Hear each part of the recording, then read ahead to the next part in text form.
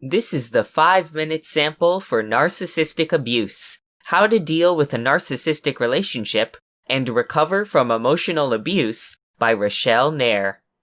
This is my 16th audiobook, and it released on July 30th, 2019.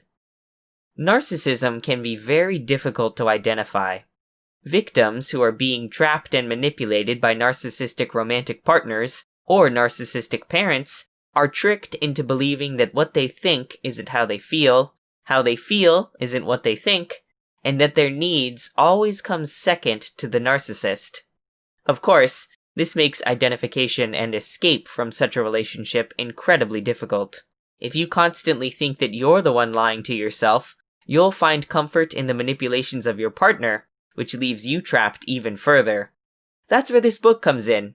It's just a short little guide to figuring out how these relationships operate and how to help yourself and others from being, as well as getting out of, that perilous situation. It's deep stuff. The book itself wasn't very long. It was a rather quick read for me, although having to say narcissism so often was a bit of a tongue twister. The reviews on Audible look fabricated to me. I'm always skeptical whenever anything has perfect 5 stars across the board. But honestly, I don't think they even really needed to do that, because this book does exactly as advertised and is relatively comprehensive. I think if you listen to it or read it, you can walk away with an understanding of how narcissism operates that you wouldn't have had before. I hope you enjoy this 5-minute sample. Chapter 1: Understanding Narcissists. Officially known as Narcissistic Personality Disorder, narcissism describes a disorder that often manifests in very different ways. The common baseline, however, is a fixation on the self above all else. Nobody else really matters. This belief can cause incredible damage to every area of a narcissist's life, including relationships. Narcissists are entitled and hold impossible expectations. Nothing and nobody will ever measure up. The narcissist reacts in a variety of ways to this disappointment, including abandoning their partner or even taking revenge. They care little or not at all about how their behavior hurts people, because their feelings and needs are all that matter. In the narcissist's world, they are the star, and everyone else is just a background extra. The 3 types of narcissists. Narcissists can be categorized into 3 main types: grandiose, closet, and malignant.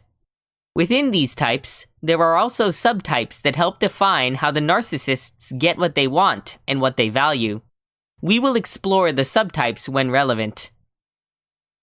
Grandiose narcissists. This type of narcissist is not difficult to spot, since they fit most people's definition of narcissism. They believe they are the best, and expect to be treated as such. When others inevitably don't see them as the king or queen of the world, they are shocked. When they aren't the center of attention, they get bored.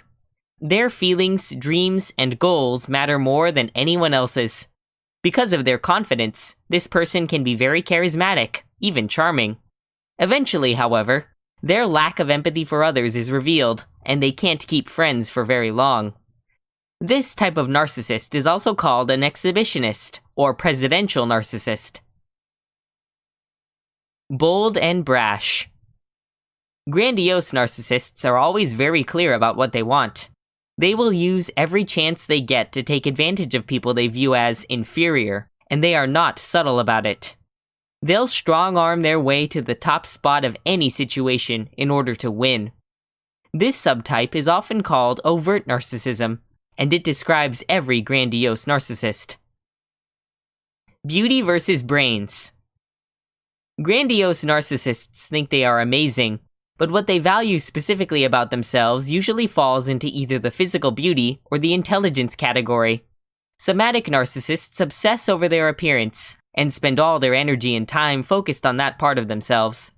That might mean spending hours working out, getting a lot of risky plastic surgery to stop the aging process, or trying to have sex with as many partners as possible. Cerebral narcissists, on the other hand, believe their intelligence is what makes them the gold standard. They are always trying to one-up people around them and show off how smart they are. They feel like they've won if someone else feels stupid. Closet narcissists. Closet narcissists are harder to spot than grandiose narcissists. This is because they don't seek out attention and are often paralyzed by self-doubt. To get the love and acceptance they desperately crave, the closet narcissist is often very generous or tries to get people to feel sorry for them. They'll play the victim as pitifully as possible to get love and keep people close to them. The reason this personality is narcissistic is because it's still defined by a focus on the self. Even though boastfulness, which many believe is necessary in narcissists, is missing, their reality is still fixated inwardly and on their own feelings. This desperation, however, eventually drives others away. This type is also known as the vulnerable or fragile narcissist. Undercover. Closet narcissists always fit into the covert narcissist category instead of the overt one. They aren't clear about their intentions, and instead adopt a much more passive-aggressive tactic.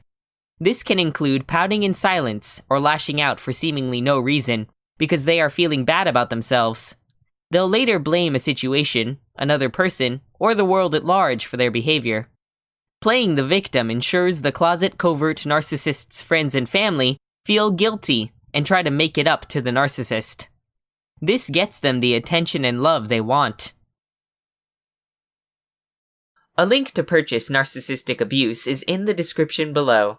This title was a pay-for-hour production, so I do not make money from any purchases. Thanks for listening.